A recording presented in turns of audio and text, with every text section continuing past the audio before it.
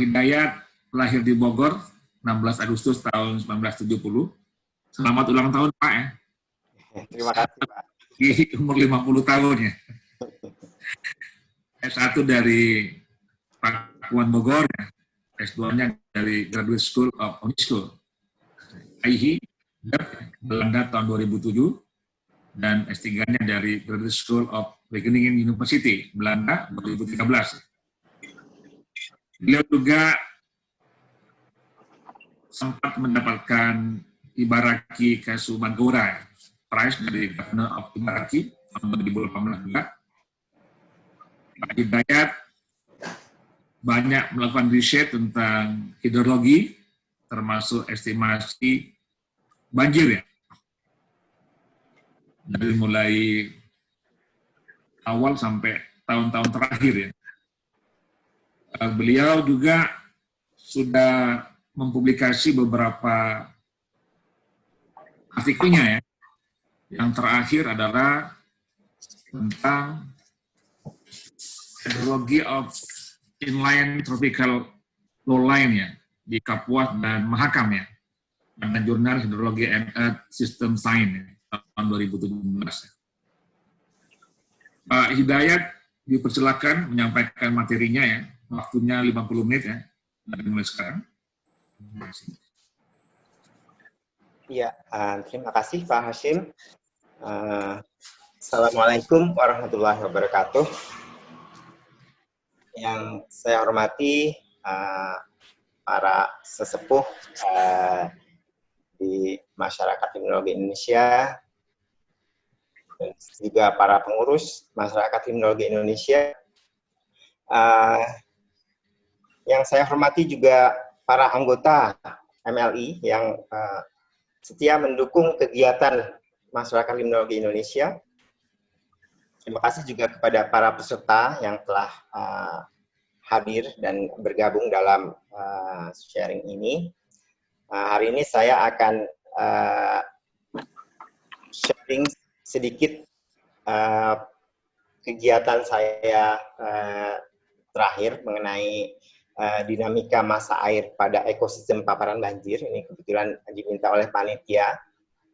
Kami ucapkan juga terima kasih kepada panitia yang telah bekerja keras untuk terlaksananya kegiatan ini.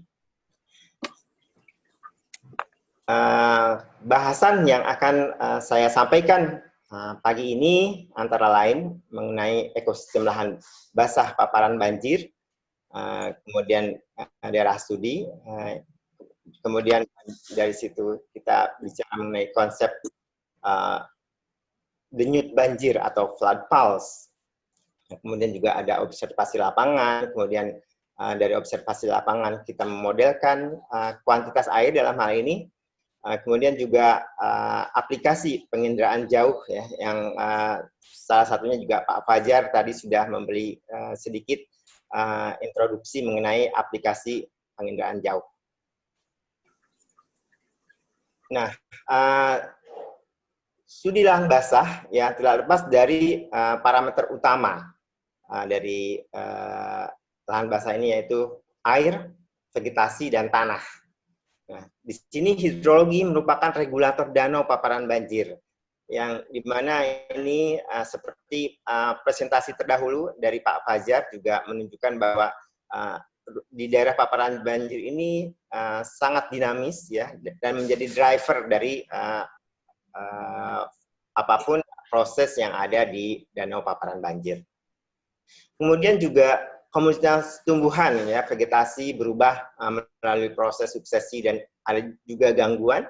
Kemudian tanah yang paling dianggap paling stabil, tapi juga tetap ada variasinya sesuai juga dengan variasi subspasial dan temporalnya. Nah, ini terkait aspek ruang dan waktu ketika parameter ini, tetapi yang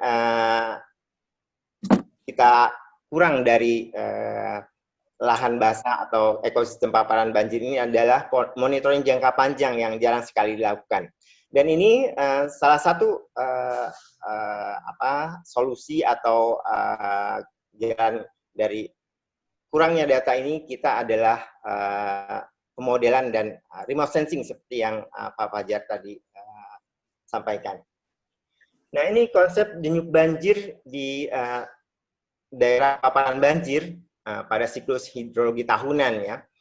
Kalau ini memang tahunan, tapi kalau kita lihat di Indonesia untuk di daerah ekuatorial seperti Kalimantan dan Sulawesi, ini siklusnya bahkan mungkin setengah tahunan ya. Jadi karena ada 2 puncak hujan. Dan dimulai dari kondisi air rendah di mana ikan-ikan sudah mulai untuk memijah. Kemudian pada kondisi berikutnya air sudah mulai naik, kemudian aquatic vegetation juga mulai meningkat. Kemudian periode ketiga yaitu puncak penggenangan, di mana ikan-ikan sudah mulai menyebar, kemudian oksigen juga terjadi kondisi yang berubah sesuai dengan genangan. Kemudian pada kondisi air turun ya, ikan-ikan atau biota lain juga merespon dengan perubahan tinggi muka air ini. Kemudian juga pada kondisi air kering itu ikan sudah mulai bermigrasi ke tempat yang masih ada airnya. Nah, ini saya ambil dari Jung dan Bailey 95. Dan untuk lebih jelasnya, ini hubungan hidrologi dan ekologi di daerah wetland pada kondisi aliran yang berbeda. Ini saya ambil data dari Millennium Ecosystem Assessment 2005, bahwa setiap kondisi aliran di daerah paparan banjir memiliki peran ekologisnya tersendiri. Jadi misalnya pada aliran rendah, dia memberikan habitat untuk aquatic organism, jadi kemudian memberikan juga sumber air, untuk kemudian juga memberikan kondisi bagi ikan dan amfibi untuk kemudian berkembang biak dan seterusnya. Kemudian pada kondisi low flow, drought level, pada kondisi kering, memungkinkan rekrutmen tanaman-tanaman pada floodplain, kemudian juga mengurangi aquatic riparian communities. Kemudian yang penting di daerah paparan banjir kita, yaitu mengkonsentrasikan biota terutama ikan pada daerah yang tertentu, yang ini juga merupakan benefit untuk predator, dan predator salah satunya manusia ya, yang panen ikan lah pada kondisi drought level ini. Kemudian pada air mulai tinggi, tapi tidak pada puncaknya, ini juga memiliki fungsi peran ekologis yang penting bagi kelangsungan hidup di daerah paparan banjir ini. Kemudian untuk banjir besar atau large flood, itu juga memiliki fungsi ekologis pada ekosistem wetland, antara lain memberi sinyal bagi ikan atau biota untuk bermigrasi atau memijah, kemudian juga merecharge water table, kemudian mendorong produktivitas daerah paparan banjir. Ini bisa dilihat secara lengkap nanti di bahannya. Ini juga dari Millennium Ecosystem Assessment 2005. Nah, dari kondisi ini kita bisa memperhatikan bahwa setiap kondisi aliran di wetland itu memiliki peran ekologisnya tersendiri. Jadi mungkin kalau ada misalnya insinyur sipil yang tiba-tiba memberikan solusi ini harus dibendung atau harus dikeringkan atau bagaimana, ini sebenarnya sebagai orang ekologi kita perlu memberi masukan bahwa ekologi paparan banjir itu sesuatu yang khas dan memiliki kekhasan sendiri, baik pada kondisi kering maupun pada kondisi banjir. Jadi ini fungsi atau peran ekologisnya juga sangat penting untuk diperhatikan. Tidak hanya structural measures yang bisa dilakukan. Nah, ini contoh fluktuasi kualitas air di Danau Sentarum sesuai dengan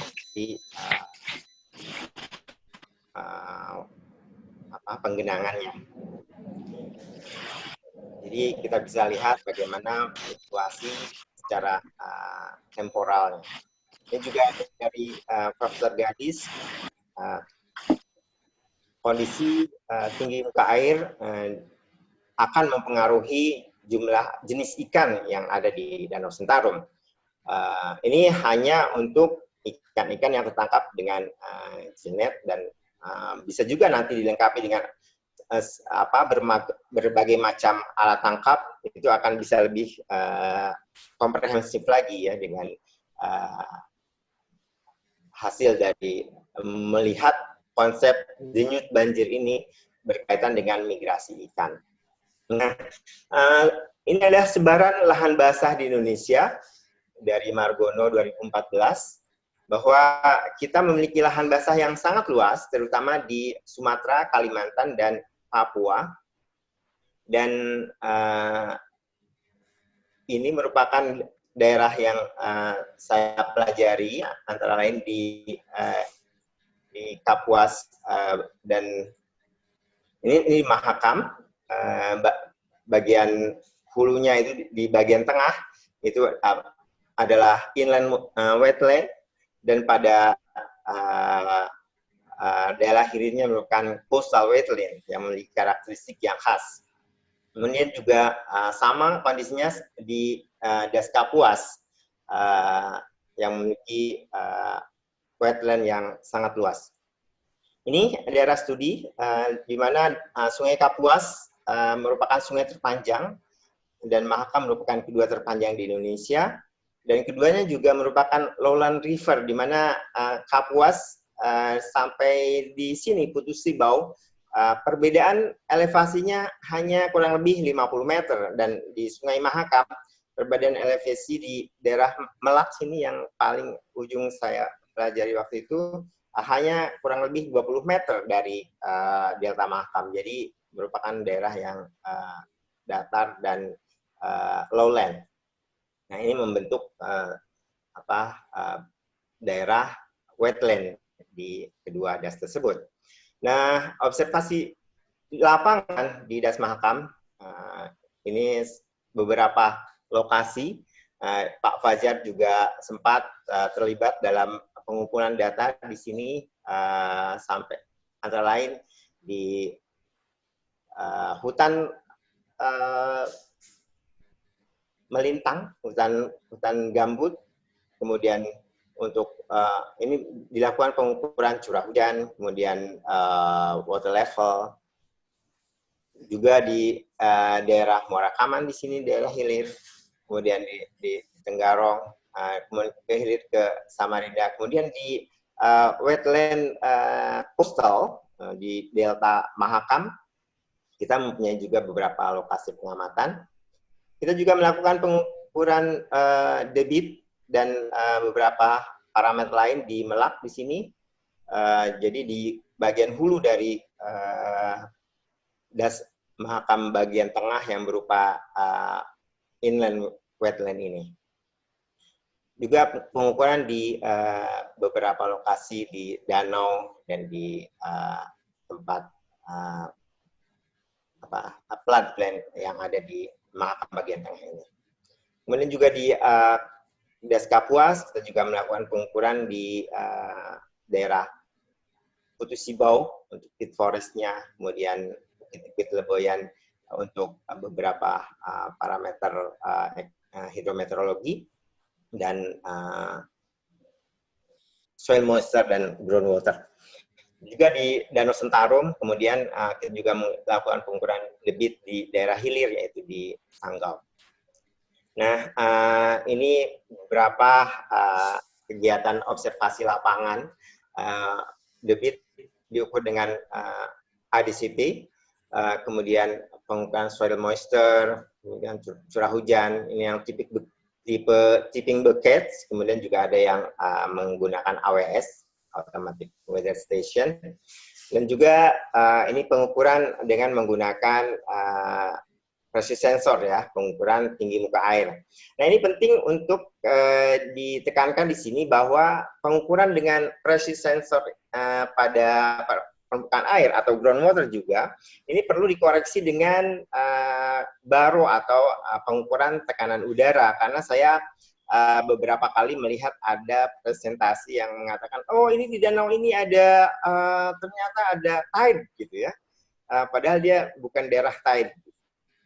Nah, ternyata itu sebenarnya karena dia tidak mengoreksi tinggi muka airnya dengan kondisi baro atau tekanan udara. Nah, ini pengukuran di hutan rawa gambut daerah Melintang. Seperti ini kondisinya.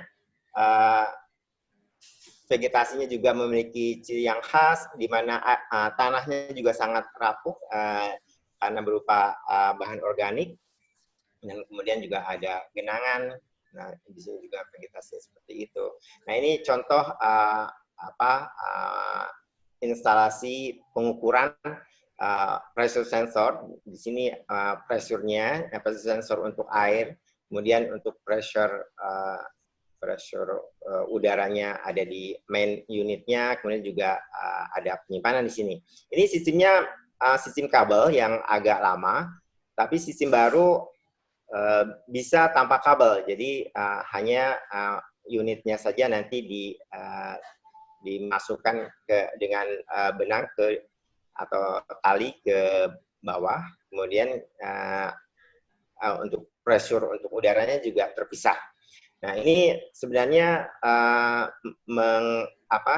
untuk kondisi di rawa ini memang dengan kabel-kabel ini agak rawan dengan gangguan hewan biasanya seperti itu. Nah, ini hasil pengukuran rawa gambut Mahakam. Ini di Teluk seperti ini. Jadi kita bisa melihat bahwa perubahan tinggi muka air di daerah gambut itu tidak serta-merta hilang pada saat misalnya hujan tidak turun. Jadi sedikit demi sedikit dia merilis air. Jadi dia sifat pit yang seperti spons gitu ya. Nah, ini yang di bawah, ini di daerah Penyinggahan, ini merupakan daerah pit yang sudah kolaps seperti gambar di sini. Jadi di yang kita injak ini banyak batang-batang pohon yang sudah tumbang. Nah, dan berubah menjadi semak belukar. Dan ini kondisinya seperti ini. Jadi pada saat terjadi overtopping dari sungai, dia sangat tinggi, kemudian dia akan berubah menjadi genangan yang sangat besar, kemudian dia pada saat kering dia juga kering. Jadi intake pit atau gambut yang intake yang tidak terganggu ini sangat penting untuk penyimpanan air. Ini juga kondisi tinggi muka air di Danau Jempang di paparan banjir Mahakam. Kita ukur seperti ini. Jadi ini tidak sampai ke daerah paling dalam dari danau. Jadi hanya kita manfaatkan rumah. Ya, bisa kita lihat rumah-rumah di sana sudah beradaptasi dengan kondisi penggenangan. Jadi ini bisa dikatakan bahwa level rumah baru yang baru dibangun ini merupakan level tertinggi dari banjir.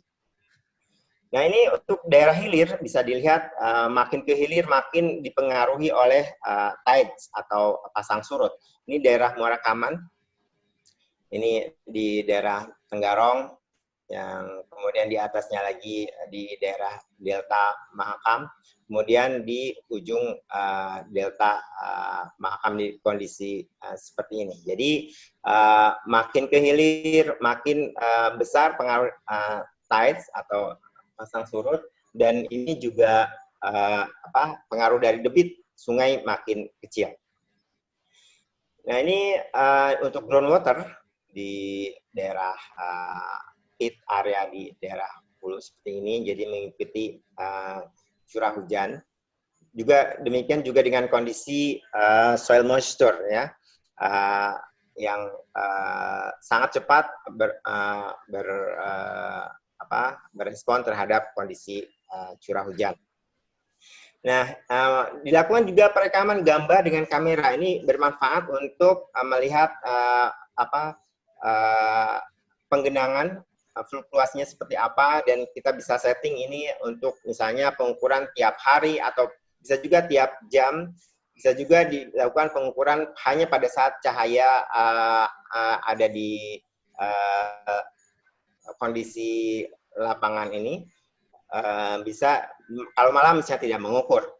Nah, ini hasil perekaman gambar dengan kamera time lapse di daerah Bukit Tengenang di Sentarum. Bisa kita lihat bagaimana penggenangan dinamika penggenangannya. Ini dilakukan pada tahun 2017. Jadi sedikit bisa kita lihat bagaimana kondisi penggenangannya. Nah, ini juga bisa digunakan untuk misalnya validasi data dari penginderaan jauh. Bisa kita lihat ada sedikit penurunan di sini tinggi muka air seperti itu. Nah, ini kurang terlihat karena memang kondisi pada air selalu tinggi. Pada slide berikutnya ini kita lihat pada bulan Juli Agustus, pada bulan kering ini terlihat bahwa air bisa sampai hampir habis ya. Bisa juga di sini sampai kering, dan ini tapi ada lagi hujan, jadi ini tergenang lagi. Pada saat tertentu bisa sampai kering sama sekali. Jadi tinggal beberapa tempat yang berupa aliran air saja. Nah, ini bisa dilihat debit dan tinggi muka air di daerah untuk Kapuas ya di atas, ini untuk Mahakam.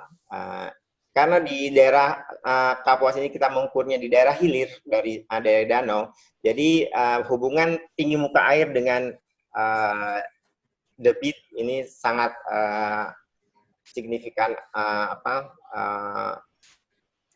Dia unik. Jadi bisa menggunakan rating curve. Sementara di daerah hulunya dari daerah danau ini sangat histeresis sifatnya ya. Jadi penggunaan rating curve ini sulit untuk dipakai. Jadi perlu dilakukan pengukuran secara langsung dengan flow yang jelas. Jadi tidak sulit untuk menggunakan hubungan tinggi muka air dengan debit. Nah, interaksi tinggi muka air dengan proses pengisian dan pengosongan danau ini bisa kita lihat di sini bahwa pada proses pengosongan danau bisa lihat di sini di grafik bahwa air mengisi ke danau, dan kecepatan aliran juga sangat tinggi.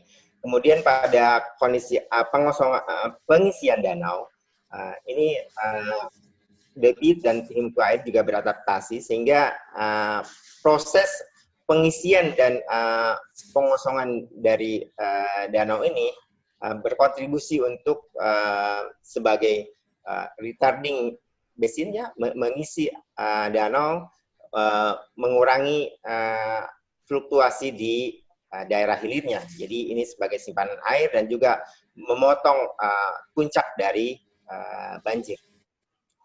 Nah, dilakukan juga pemodelan kualitas air ini sebagai contoh saja. Di materi sebelumnya pada seri pertama Pak Afif sudah memberikan khusus penjelasan mengenai pemodelan hidrologi. Ini yang saya gunakan salah satunya dengan model SPV untuk stasiun Melak. Nah, ini yang ujung kita gunakan data yang kita peroleh untuk training, dan selebihnya kita gunakan input curah hujan dari TRIM untuk memodelkan, mensimulasikan debit di stasiun tersebut. Ini juga untuk Sungai Kapuas di Rasang seperti ini. sama menggunakan SPB model. Jadi kita bisa mengextend atau memperpanjang hasil dari hasil pengukurannya pendek, kita bisa mendapatkan kondisi yang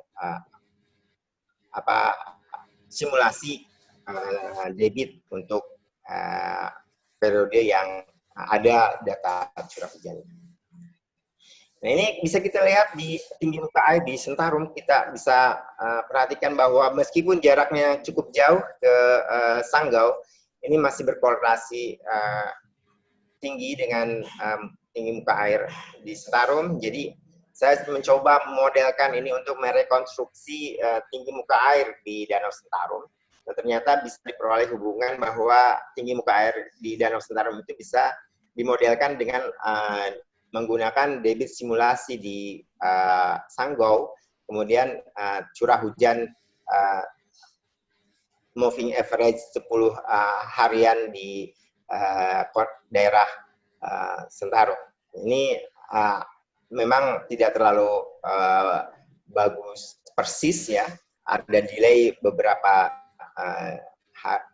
satu hari misalnya, tapi ini bisa memberikan gambaran bagaimana fluktuasi tinggi muka air secara jangka panjang di danau paparan banjir. Nah, ini dari Pak Apip, bagaimana kondisi secara spasial, pengaruh spasial dari perubahan tinggi muka air. Ini sebelumnya pada kondisi basicnya, kemudian bagaimana kalau air naik seperti itu, dan air juga mulai meluas pada kondisi tinggi muka air yang sangat tinggi. Jadi model dua dimensi ini memberikan gambaran luasan penggenangan. Nah, bisa juga dilakukan pemodelan menggunakan misalnya data driven model ya, dengan data saja. Kita bisa menggunakan data untuk memprediksi kondisi pada daerah sudah dipengaruhi oleh pasang surut ya, di Samarinda. Nah, ini bisa kita lihat titik-titik observasi sesuai dengan model yang kita buat. Ini juga bisa membuat rekonstruksi tinggi muka air di daerah coastal wetland dengan menggunakan misalnya data mining. Ini salah satunya yang pernah kami lakukan. Nah, yang terakhir ini aplikasi penilaian jauh yang tidak kalah penting dalam studi wetland, karena data di wetland itu sangat terbatas.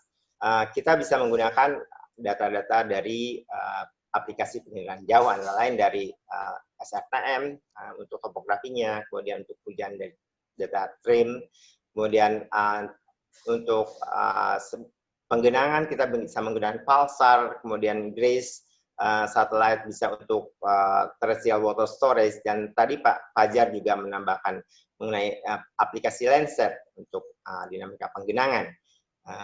Ini salah satu yang banyak digunakan di studi hidrologi, termasuk pada kondisi wetland, yaitu SRTM ya, yang karena dia tersedia secara gratis, kemudian konsisten, dan jangkauannya juga lengkap dan beresolusi tinggi. Tapi juga Indonesia punya di BIG ada Demnas ya, yang bisa digunakan. Nah, ini salah satu aplikasinya, membuat topografi wetness index untuk daerah Kapuas, paparan banjir Kapuas. Jadi kita bisa hanya menggunakan data topografi saja, kita bisa menduga di situ adalah daerah penggenangan. Nah, di Hawaii, Fundraise dan Reed mengaplikasikannya untuk mendeteksi perubahan atau kehilangan wetland di daerah tertentu, seperti di sini di Hawaii, di Pulau Ui ini bisa sampai 65% dari wetland yang sebelum ada pemukiman, kemudian dengan kondisi sekarang. Jadi bisa juga dengan menggunakan topografi saja kita bisa melihat ini. Nah, data berikutnya yaitu data Tropical Rainfall Measuring Mission. Ini sangat berguna karena curah hujan di kita itu data sangat sulit ya, terutama untuk daerah wetland karena aksesnya juga sulit. Nah, ini mempunyai resolusi 0,25 derajat atau sekitar 25 km. Nah, ini tersedia dalam data harian, kemudian data bulanan yang kita akses dengan mudah melalui websitenya di websitenya NASA. Ini contoh kondisi variabilitas iklim secara spasial di das ini Kapuas, ini di Mahakam. Jadi kita bisa lihat pada kondisi di daerah Mahakam bagian wetland bagian tengah ini curah hujannya relatif rendah. Nah, ini juga secara temporal kita bisa melihat bagaimana kondisi curah hujan. Pada umumnya di daerah Sentarum lebih tinggi daripada di daerah Mahakam. Ini secara jangka panjang kita bisa melihat bagaimana pengaruh El Nino and Southern Oscillation terhadap variabilitas curah hujan tahunan di kedua das tersebut. Bisa kita lihat bahwa variabilitas di blok plots ini variabilitas curah hujan sangat tinggi untuk das Kapuas, range-nya lebih tinggi. Ini untuk secara spasial kita bisa lihat juga bahwa pada kondisi El Nino curah hujan sangat rendah di Mahakam, di das Mahakam. Dan ini kondisi netral, jadi kita bisa mendapatkan data yang relatif jangkauannya luas dengan data TRMM ini. Berikutnya, monitoring area paparan banjir dengan citra pulsar. Ya, ini radar, kenapa digunakan? Karena ini cocok di daerah tropis, tidak terhambat tutupan awan. Dan dia akuisisi reguler daerah penggenangannya, jadi memungkinkan untuk pemetaan kejadian banjir. Dan pada level tertentu dia dapat menembus tutupan kanopi. Jadi ini misalnya citra radar untuk daerah Kapuas. Untuk terang ini merupakan daerah genangan di bawah tutupan kanopi. Jadi ini prinsipnya seperti ini. Pada saat dia radar backscatternya itu jadi double, istilahnya dari double bounce, jadi dia lebih terang ya. Berbeda dengan dia pada air, dia seperti memantul, jadi hilang, makanya radar backscatternya hitam atau rendah. Ini salah satu contoh kondisi di daerah paparan banjir Kapuas dari citra pulsar ya. Kita bisa lihat penggenangannya sesuai kondisi curah hujan, dia meluas dan juga mengecil pada saat kemarau. Nah, ini pada saat banjir, di mana tidak hanya danaunya, juga daerah yang bervegetasi juga banjir. Jadi kita bisa lihat pada dengan citra pulsar ini. Ini juga begitu juga dengan daerah Mahakam.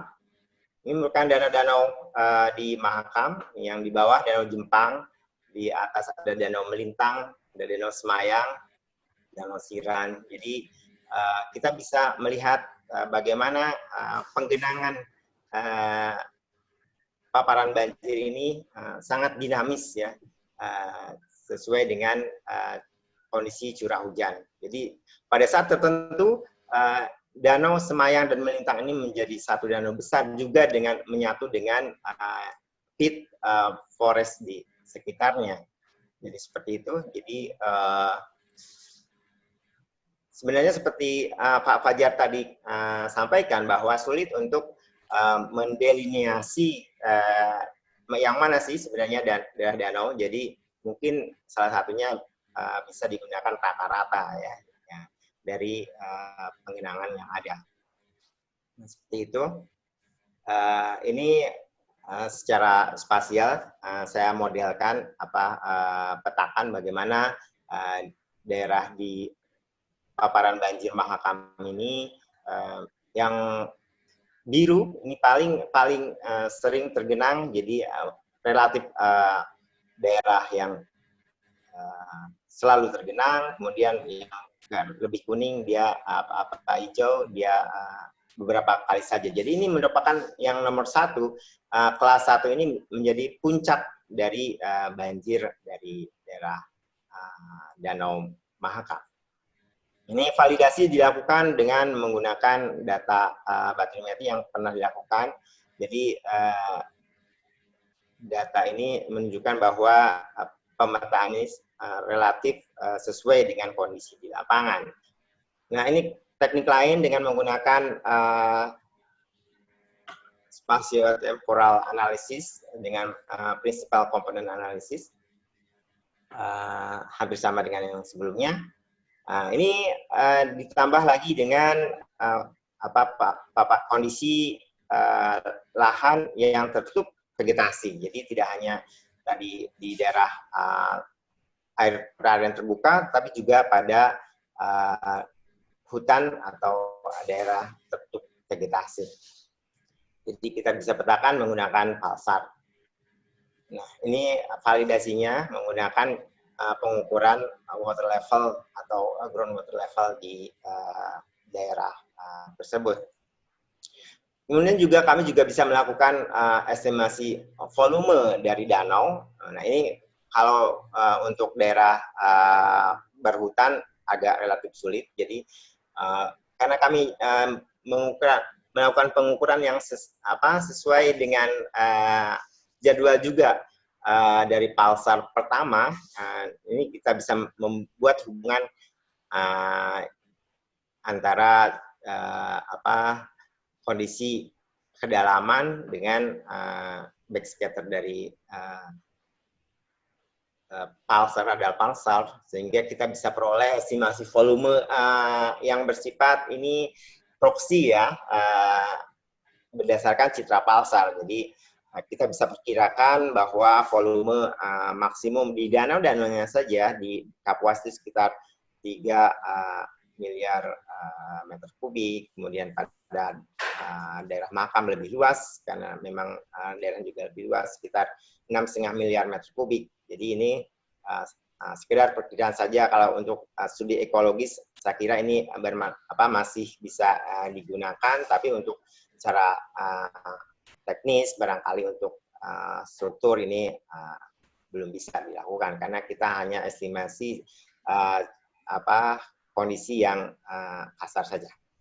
Nah, sebagai catatan penutup, kita lihat bahwa ekosistem lahan basah paparan banjir memiliki karakteristik yang khas dengan dinamika spasial dan temporal komponen utamanya berupa air, vegetasi, dan tanah. Kemudian hidrologi merupakan regulator dalam paparan banjir. Kemudian lahan basah pedalaman atau inland wetland dan danau paparan banjir memiliki fungsi regulasi terhadap aliran di daerah hilir. Kemudian sebagaimana kita lihat bahwa data pengiraan jauh dan pemodelian merupakan tools yang sangat berguna dalam studi dinamika spasial dan temporal kawasan lahan paparan basah paparan banjir. Studi di atas juga menunjukkan bahwa manfaat besar dari tersedianya data seri waktu yang bisa digunakan untuk prediksi ya. Kemudian danau-danau Kapuas dan Mahakam yang tadi merupakan daerah studi, merupakan reservoir air yang besar yang perlu dipelihara untuk kelangsungan kehidupan di masa yang akan datang. Demikian, terima kasih. Saya kembalikan ke moderator. Silakan Pak Hasim. Terima kasih Pak Hidayat ya. Pemaparannya luar biasa ya. Waktunya ya. Jam 9 lewat, jam 10 lewat 10 menit ya. Dari waktu yang disediakan. Ibu, peserta yang insya Allah masih semangat ya. Sebelum kita memasuki diskusi, saya ingin menyampaikan iklan ini dari panitia ya, bahwa pada tanggal 27 Agustus 2020 ini, ya, kita akan ada event yang sangat bagus, yaitu webinar LIBNO seri 2020, itu ASEAN Top dengan tema Inland Water Ecosystem. Ya. Pada event tersebut diundang beberapa narasumber dari berbagai negara, dari Jepang, dari Laos, dan dari Malaysia ya, dari Malaysia dan Filipina. Sedangkan dari LIPI sendiri atau limnologi sendiri ada juga, kalau nggak salah, Pak Luki ya. Nanti mungkin di sesi terakhir akan disampaikan videonya oleh panitia. Baik Bapak Ibu, kita akan masuk pada season yang ketiga, yaitu diskusi. Saya kira Bapak Ibu semuanya sudah menyimak ya materi yang disampaikan oleh dua narasumber kita ya. Sebenarnya dari dua narasumber saling melengkapi ya, karena temanya sangat sama ya. Cuma lokusnya yang berbeda, yang satu di Danau Tempe, yang satunya di Kalimantan, di Papua dan di Batam. Sebelum saya menyampaikan ini, memberi kesempatan pada Bapak Ibu untuk menyampaikan telunjuknya lewat fitur sign, saya akan membacakan pertanyaan yang di-sharing oleh peserta lewat chat ya. Yang pertama itu dari Bapak Aiman ya, dari P2L LIPI, diajukan kepada Mas Fajar ya. Fluktuasi muka air Danau Tempe banyak dipengaruhi sungai inlet yang bagian mana? Yang kedua, parameter apa yang diestimasi dalam perhitungan water index danau paparan banjir seperti Danau Tempe? Dan yang ketiga, bagaimana aplikasi water index dalam penentuan luasan genangan jika diaplikasikan pada tipe perairan lainnya? Nah, mungkin ini dulu, ya. Silakan Mas Fajar ya, sambil menunggu pertanyaan yang diajukan oleh teman-teman baik lewat chat maupun nanti lewat sign ya. Silakan. Terima kasih atas pertanyaannya untuk Bapak Aiman ya. Jadi berdasarkan data yang kami kumpulkan, jadi inlet sungai yang paling besar mempengaruhi pasokan air di Danau Tempe itu adalah dari Sungai Bila. Jadi dari daerah subdas Sungai Bila itu, terus kemudian baru diikuti oleh Sungai Sidenreng dan Sungai Batu-Batu. Jadi yang lebih paling dominan adalah Sungai Bila di bagian utara. Kemudian untuk water index ini adalah yang kami pakai adalah normalized different water index. Kemudian yang indeks kedua adalah modified dari indeks yang pertama. Ini fungsi utamanya adalah untuk memisahkan antara air dan non air. Jadi setelah air dan non air bisa kita pisahkan, maka luas genangan bisa kita kalkulasi dengan menghitung berapa jumlah piksel yang terkategori sebagai air. Untuk thresholdnya sendiri adalah kita pakai 0, di mana jika nilai water index tersebut lebih dari 0, maka bisa kita identifikasi sebagai air. Sehingga untuk kalkulasi luasan genangannya bisa lebih mudah kita lakukan. Kemudian untuk aplikasi di daerah lain atau di perairan lain, yang perlu diperhatikan adalah tingkat kedetailan atau luasan area yang dari studi yang kita lakukan. Jadi misal sebagaimana kita ketahui bahwa ukuran pikselnya adalah dari Citra Landsat ini adalah 30 kali 30 meter. Jadi bisa kita perhatikan apakah ukuran piksel tersebut sudah cukup untuk studi kita atau terlalu kasar. Jadi kalau satu di area kita kecil, jadi mungkin tidak bisa kita pakai ya. Tapi untuk istilahnya general mapping sih istilahnya cukup untuk danau-danau yang cukup luas, atau jika ingin memetakan perubahan musiman bulan misalnya untuk daerah paparan banjir, sebagaimana karakteristik citra ini adalah setiap 16 hari sekali. Demikian jawaban dari saya untuk pertanyaan dari Bapak Aiman. Baik, terima kasih Mas Fajar. Yang kedua untuk Hidayat ini dari Pak Guru Satria Aji. Beliau bertanya tentang bagaimana penentuan sempadan di Sungai Kapuas, apakah realistis dapat terlindungi?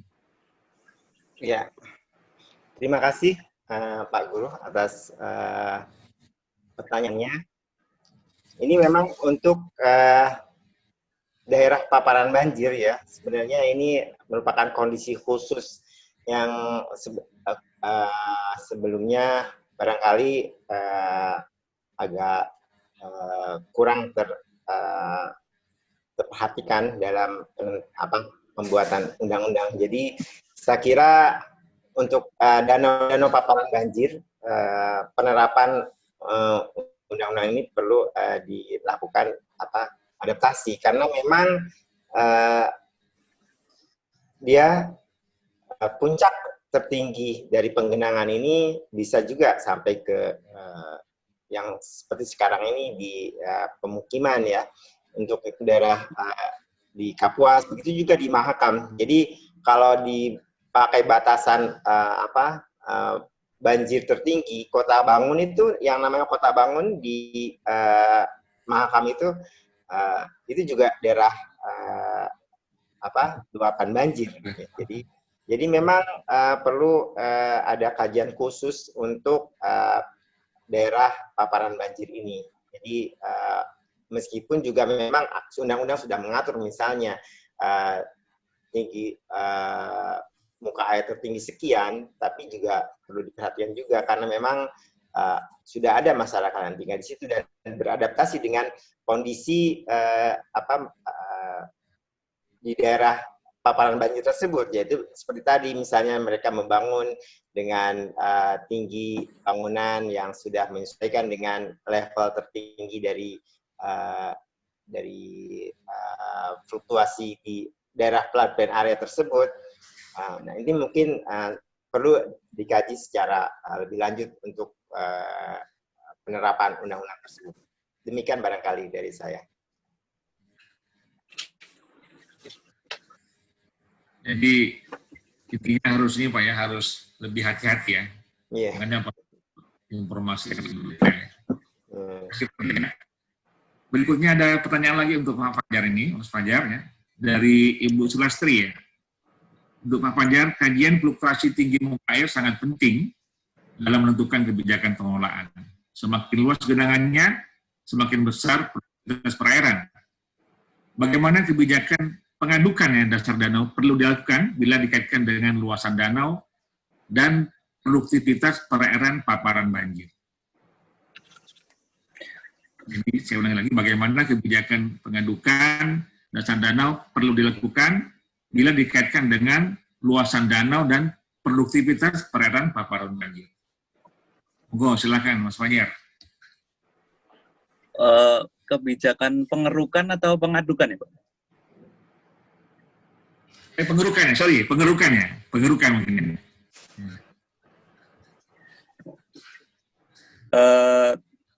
Untuk saya setuju dengan apa yang disebut oleh Ibu Sulastri mengenai tinggi muka air tersebut sangat berpengaruh terhadap luas genangan maupun bentuk dari danau paparan banjir. Untuk terus terang untuk kebijakan pengerukan danau sendiri, saya kurang paham ya mengenai hal ini, tetapi perlu diketahui, perlu untuk dijadikan masukan untuk jika akan dilakukan pengerukan adalah histori dari genangan air itu sendiri, sebagaimana yang telah saya tampilkan di slide tadi, bagian-bagian mana saja yang pernah tergenang, kemudian genangan semi permanen, kemudian genangan yang permanen. Dari Citra sudah dari historik Citra dari tahun 80-an sampai 2019 bisa kita lihat bagaimana daerah-daerah mana saja yang berkategori sebagai genangan permanen dan non permanen. Untuk kebijakan pengerukan sendiri saya belum punya pengetahuan mengenai hal itu. Mohon maaf.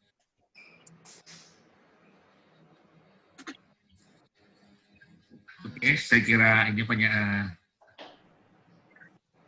yang disampaikan oleh Pak Fajar itu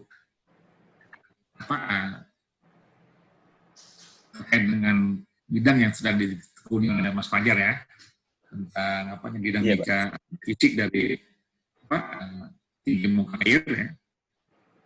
Sedangkan untuk apakah dampak atau hal-hal yang lainnya, kalau kemudian ada kebijakan pengurukan, mungkin ada masukan dari Pak Hidayat, barangkali Pak Hidayat, tentang pertanyaan yang disampaikan oleh Bu Sulastri. Ya, terima kasih Bu Sulastri. Memang untuk daerah paparan banjir ya, pengerukan ini akan sangat berpengaruh pada ekosistemnya, dan luasan juga kan sangat luas gitu. Jadi memang ada mungkin saja ada langkah-langkah untuk pengedukan atau pengerukan di daerah tertentu untuk tujuan tertentu, tapi perlu juga diperhatikan kondisi ekologinya.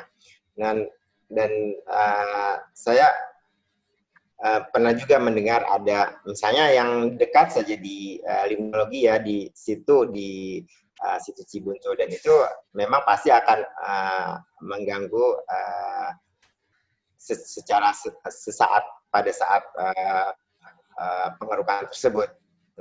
Nah ini juga mungkin perlu juga melihat ekosistemnya. Jadi seperti misalnya pernah kita diskusikan mengenai pulau yang yang hilang, atau pembuatan pulau-pulau malah yang di Danau Tempe seperti itu. Jadi memang ini perlu kajian mendalam mengenai karakteristik baik limnologinya, kemudian karakteristik penggenangannya, supaya ini langkah yang dilakukan berdasarkan pada hasil kajian yang mendalam, yang sehingga bisa minimalisir dampak negatif dari kegiatan yang dilakukan tersebut.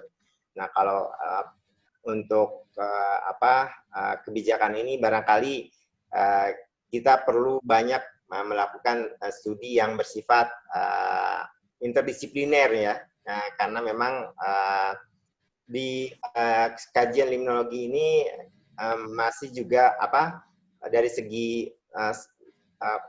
untuk kebijakannya, kemudian sosial ekonominya, ini juga perlu berkolaborasi dengan para ahli di bidang tersebut, barangkali itu ya. Kalau saya sendiri juga sama, jadi lebih cenderung ke fisiknya, kalau ke yang ini relatif belum banyak, masih perlu banyak belajar. Terima kasih. Terima kasih Mas Pak Hidayat ya, sudah memberikan penjelasan ya terkait dengan kemungkinan dampak yang diakibatkan kalau kemudian ada kebijakan pengerukan ya. Jadi tidak semata-mata luas dari kolom danaunya yang bertambah ya dalam rangka produktivitas perairan, tapi juga kita harus mempertimbangkan aspek-aspek dari ekologisnya ya. Karena kita ketahui bersama bahwa danau juga di bagian bentiknya atau dasarnya ada juga organisme, ada senyawa-senyawa kimia yang mensuplai kelangsungan hidup ya, biota yang ada di situ. Saya setuju dengan Pak Hidayat ya, itu ada kajian yang detail sehingga kemudian apakah perlu pengerukan dan di bagian mana dikeruk dan bagaimana model pengerukan yang dilakukan. Itu terima kasih Pak Hidayat dan Pak Fajar. Waktu kita masih panjang Bapak Ibu ya, kami persilakan ya.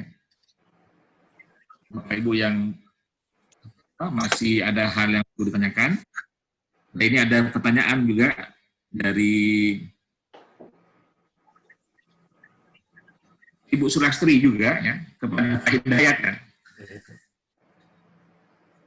Tadi disampaikan bahwa tanah paparan banjir stabil, tetapi untuk paparan banjir di lahan gambut berbeda.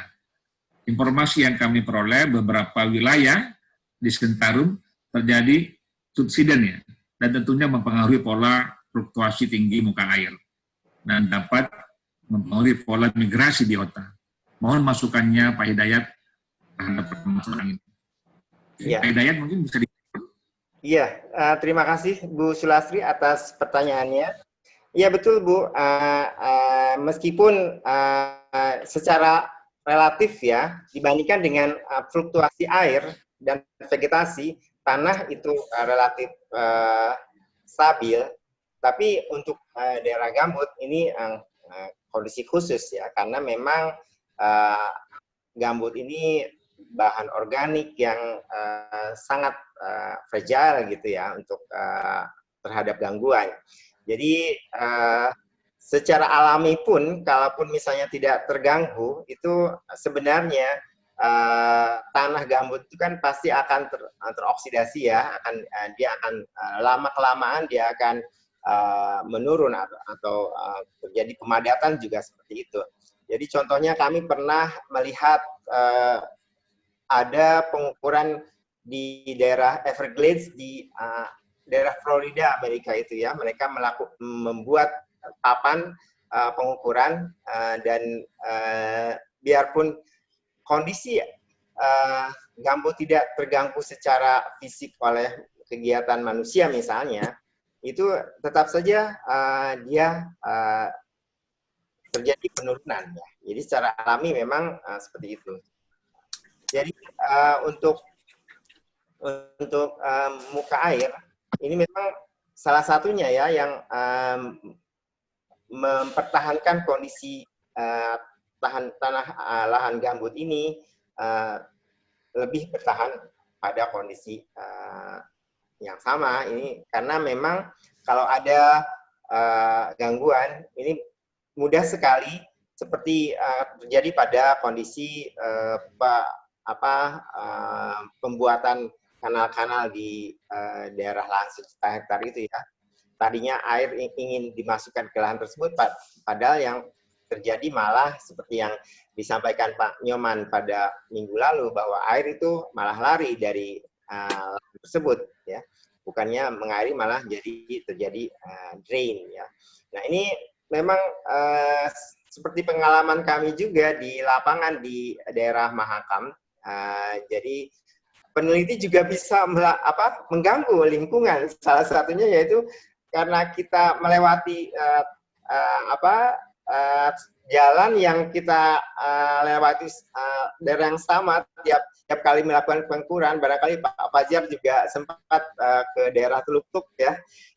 Kita melalui path yang sama karena kita membuat trek di situ untuk pengukuran tinggi muka air, tapi pada lama-lama ini menjadi satu sungai kecil gitu ya, bekas injakan kita itu. Jadi memang sangat-sangat fragile kondisi di lahan gambut ini, sehingga pada penelitian yang lain juga kami membuat trek berupa jalan kayu dengan teman-teman di Belanda itu. Jadi mereka tidak mengganggu lahannya sendiri ya. Jadi semacam membuat jembatan gitu. Itu memang pernah kami alami sendiri seperti itu. Jadi sangat mudah untuk terjadi pemadatan, sehingga akhirnya juga terjadi drain dari lahan gambut ini.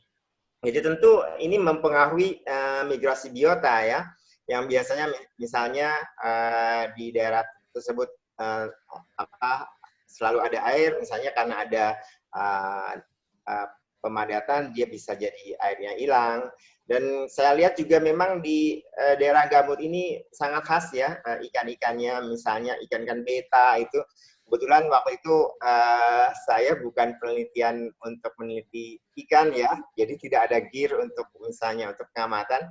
Jadi tapi secara sepintas kita waktu akan mendownload data, misalnya kita bisa lihat juga bahwa banyak sekali ikan-ikan yang bersarang di daerah gambut pada saat penggenangan terutama. Ini merupakan daerah misalnya spawning ground ya untuk ikan-ikan tertentu. Jadi ya tentu saja ini pola fluktuasi tinggi muka air ini sangat berpengaruh pada pola migrasi biota. Seperti tadi dari slide yang saya sampaikan, salah satunya dari Profesor Gadis, bahwa memang fluktuasi tinggi permukaan air ini sangat berpengaruh pada migrasi ikan-ikan di daerah paparan banjir. Jadi mungkin ini juga bisa kita lengkapi misalnya dengan pengamatan dengan fishing gear yang berbeda, yang lebih lengkap lagi ya, tidak hanya dengan misalnya tadi menggunakan gill net misalnya. Begitu juga untuk organisme lainnya. Saya kira ini merupakan satu lokasi niche kajian yang sangat menarik dan sangat dinamis dibandingkan dengan tipe-tipe perairan lainnya. Demikian kalau barangkali itu jawaban dari saya. Baik, terima kasih Pak Hidayat. Mungkin saya ke ini Pak Fajar atau Mas Fajar. Barangkali Mas Fajar punya pengalaman ya, banyak melihat fenomena subsiden di daerah danau atau di hutannya. Apakah ini Pak, apakah ada fenomena yang bisa dijelaskan ya, subsiden di daerah danau, apakah danau paparan banjir atau yang lainnya, termasuk juga pengaruhnya terhadap fluktuasi ya, muka air. Mungkin silakan Pak Mas Fajar. Terima kasih.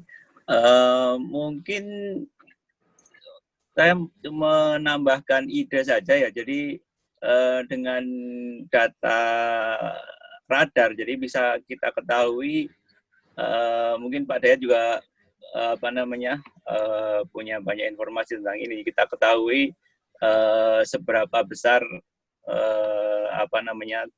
subsiden atau penurunan itu dari citra radar yang temporal. Jadi misalnya 5 tahun lalu, 3 tahun yang lalu, kemudian kita bandingkan dengan data sekarang. Jadi ada potensi bagaimana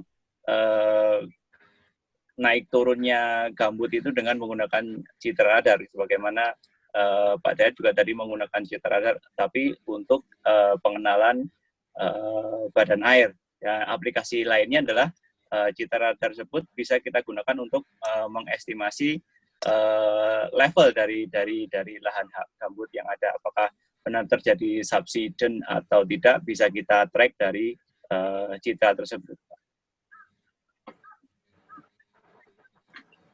Ya, mungkin saya menambahkan Pak ya, maaf Pak Hasim. Ini studi rekan kami di Wageningen bahwa memang dengan radar ini kita bisa melihat kondisi lahan gambut yang kolaps ya, seperti yang saya perlihatkan tadi pada lahan di penyinggahan itu memang banyak sekali pohon-pohon yang tumbang yang tadinya kita ini daerah semak-semak saja ya, ternyata itu merupakan lahan gambut yang kolaps, dom gambut yang kolaps. Nah, setelah kolaps ini cepat sekali terjadi pemadatan dari kondisi lahan gambut yang sebenarnya dia tadinya berupa spons yang bisa menyimpan air yang relatif lama, tapi dengan dia kolaps, dia memadat dan akhirnya lama-lama kalau tergenang dia menjadi seperti danau. Nah, ini yang seperti disampaikan oleh Pak Nyoman pada pertemuan minggu lalu bahwa dikhawatirkan kalau kondisi lahan gambut ini dibiarkan tidak dilindungi, ini bisa lama-lama menjadi danau-danau baru gitu, karena memang terjadi pemadatan dan dia menjadi basin yang terisi air. Nah, ini mungkin perlu diperhatikan juga untuk para pengambil keputusan ya, salah satunya untuk tidak mengkonversi secara sembarangan seperti itu, barangkali itu.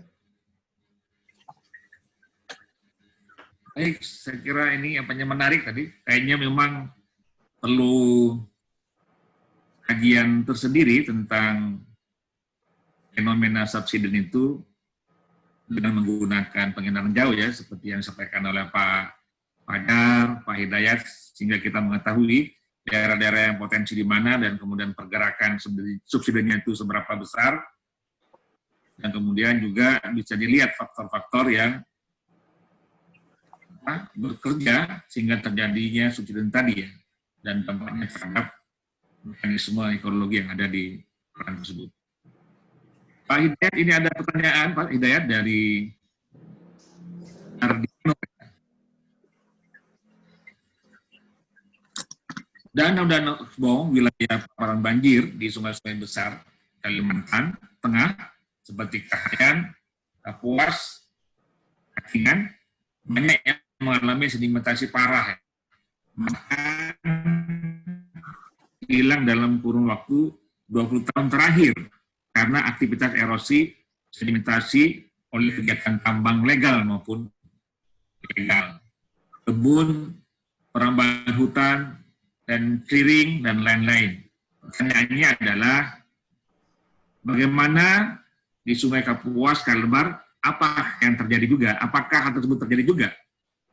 Bagaimana cara mengatasi akan kehilangan sumber daya danau menurut Pak Hidayat? Ya. Pak Hidayat? Baik, terima kasih Pak Adrianur atas pertanyaannya.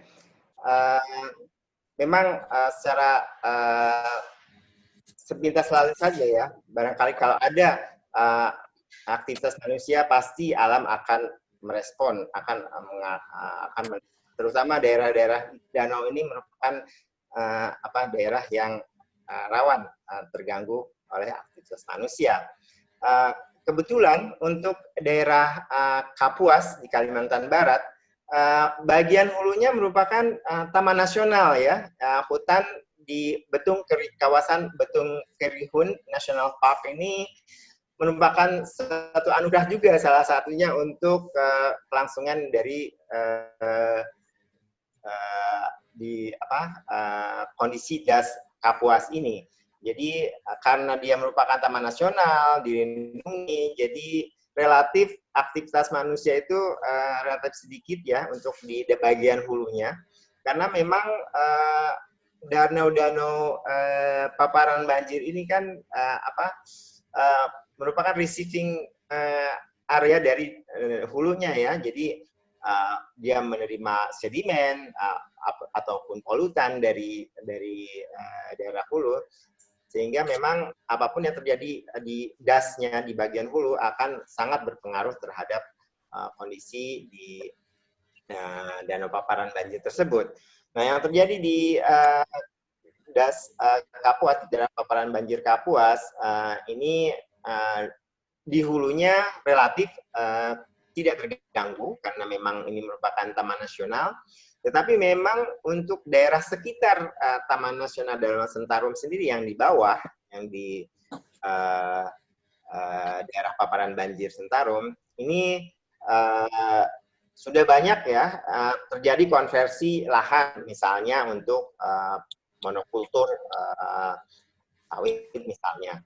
Tapi bersyukur bahwa memang untuk daerah Sentarum, kawasan Danau Sentarum ini pada saat ini ya, pengembangan itu relatif ke daerah bagian hilir dari kawasan Danau Sentarum ini. Jadi saya kira untuk saat ini tidak terlalu terlihat bagaimana pengaruh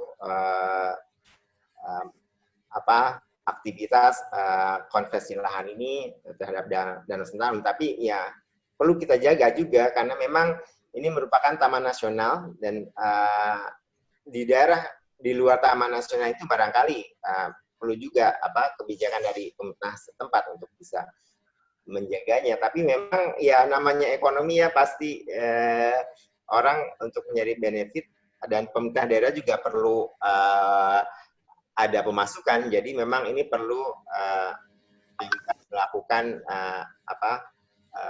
kajian sesuai dengan kondisi setempat. Jadi barangkali seperti itu untuk di Kapuas. Jadi saat ini sih sepertinya relatif tidak terlalu terganggu. Nah, bagaimana cara mengatasi kehilangan tersebut? Ya sesuai kondisi di hulu tadi ya, karena pengaruh kegiatan di hulu ini sangat berpengaruh besar pada danau-danau paparan banjir terutama. Jadi ya perlu penanganan atau manajemen di daerah hulunya yang perlu disesuaikan ya dengan kondisi daerah tersebut. Jadi jangan sampai misalnya yang terjadi di danau yang di Gorontalo ya, Pak Hasyim mungkin bisa juga cerita mengenai bagaimana pengembangan pertanian yang awalnya sepertinya sangat membanggakan, tetapi akhirnya berdampak negatif terhadap kondisi danau paparan banjir di sana. Nah, barangkali itu dari saya. Terima kasih.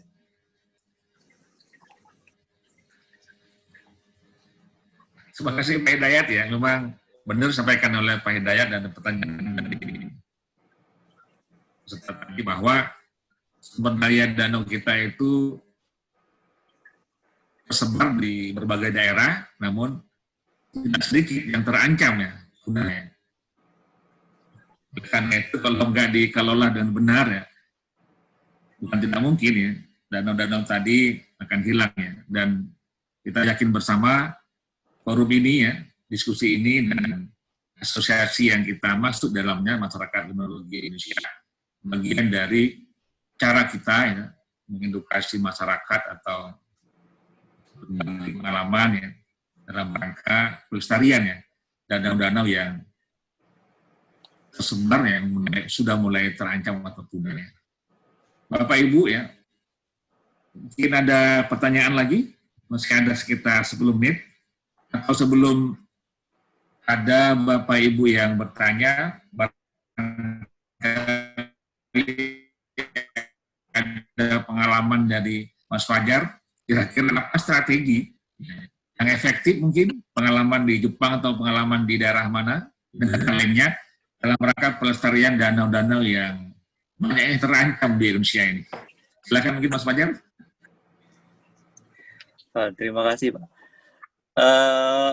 Mungkin sekedar mengingatkan saja ya untuk Bapak Ibu sekalian bahwa dulu di Kalimantan pernah dicanangkan proyek lahan gambut untuk dikonversi menjadi padi 1 juta hektar ya, sawah 1 juta hektar. Jadi kesalahan yang dilakukan zaman dulu adalah di lahan gambut itu dibangun menjadi kanal-kanal untuk irigasi. Jadi hal ini berefek negatif. Jadi dengan adanya kanal-kanal tersebut, dia akan menghilangkan air yang tersimpan di lahan gambut tersebut menjadi cepat keluar dari lahan tersebut, dan hasilnya proyek tersebut tidak bisa mencukupi untuk irigasi airnya, sedangkan lahan gambut yang sudah secara alami aliran airnya itu seperti seperti anyaman bambu itu, jadi saling kait mengait. Dengan adanya kanal-kanal tersebut menjadi cepat sekali hilang kandungan airnya, yang bagaimana kita ketahui bahwa di lahan gambut itu penting sekali kondisi kandungan air ini, sehingga tidak terjadi apa yang disebut sebagai pemadatan. Kemudian yang tidak kalah penting untuk manajemen atau mendukung konservasi danau itu adalah bagaimana kita kalau di pengalaman di Jepang adalah bagaimana istilahnya menaruh banyak mata terhadap danau. Jadi dia meningkatkan public awareness, meningkatkan tingkat kepedulian publik kepada danau. Jadi semacam kampanye penyelamatan danau itu digencarkan lagi. Jadi, untuk misalnya untuk satu kawasan danau tertentu dia hendaknya mempunyai salah satu semacam lake center yang bisa mempromosikan dari mulai sejarah danau, bagaimana pentingnya danau tersebut, terus kemudian apa yang bisa kita lakukan untuk menjaga kelestarian danau tersebut. Kemudian sejak pendidikan dini, usia dini, mereka sering sekali melakukan open house untuk istilahnya study tour untuk anak-anak tingkat pendidikan dasar untuk mengunjungi istilahnya lake center tersebut. Jadi dari mulai pendidikan dini itu sudah ditanamkan bagaimana kita mencintai danau, kemudian melestarikan lingkungan, tidak membuang istilahnya polutan yang berlebih ke danau. Jadi semakin banyak mata yang mengawasi danau atau menaruh perhatian ke danau, diharapkan semakin bisa kita menjaga kelestarian danau tersebut, selain dengan upaya-upaya teknis ataupun upaya-upaya konservasi yang lain. Begitu, Pak. Mungkin sekedar sharing dari kami. Baik, terima kasih Pak Fajar ya. Terima kasih Pak Hidayat ya. Kita sudah di ujung waktu ya diskusi kita selama kurang lebih 2 jam ya. Tema kita adalah dinamika air di ekosistem paparan banjir yang dibawakan oleh 2 narasumber ya. Yang pertama Mas Fajar Setiawan, yang kedua Pak Hidayat ya. Saya menyampaikan terima kasih kepada Bapak Ibu peserta yang terus konsisten tadi Pak Ardi memberikan keberpihakan kita semuanya ya, di bidang kita masing-masing, dan termasuk juga di sampaikan kepada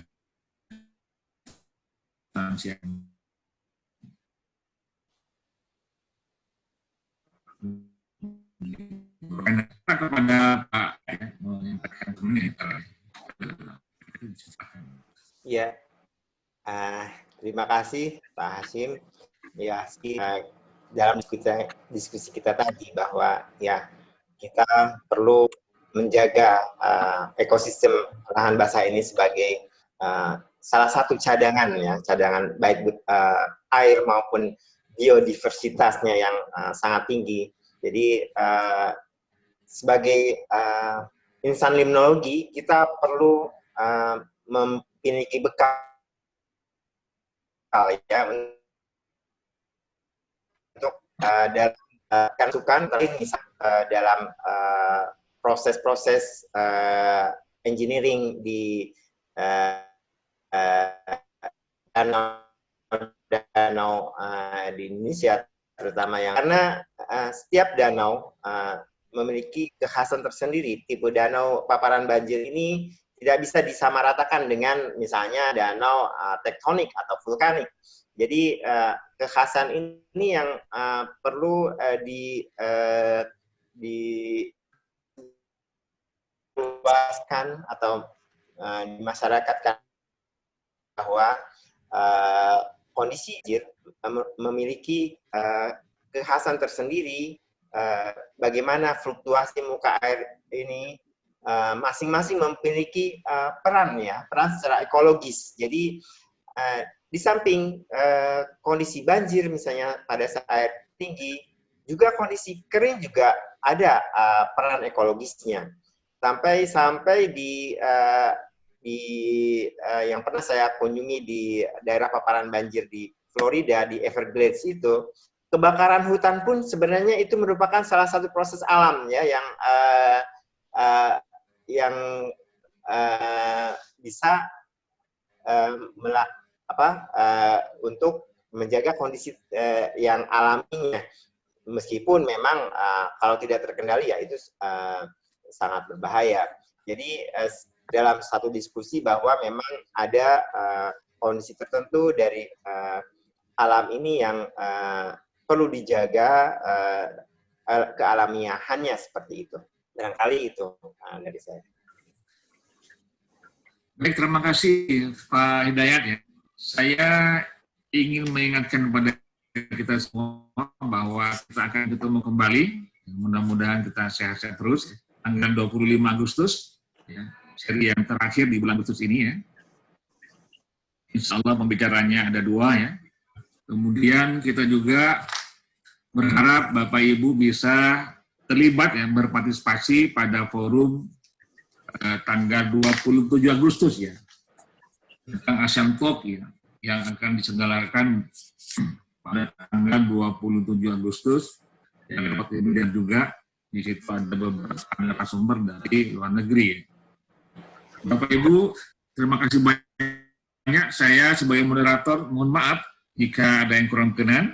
Dan ini event kita tanggal 27, mungkin bisa di-sharing lagi Pak? Filenya.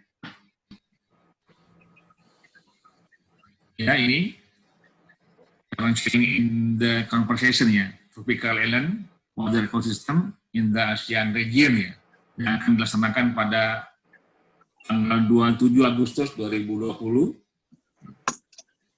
dan mudah-mudahan kita semuanya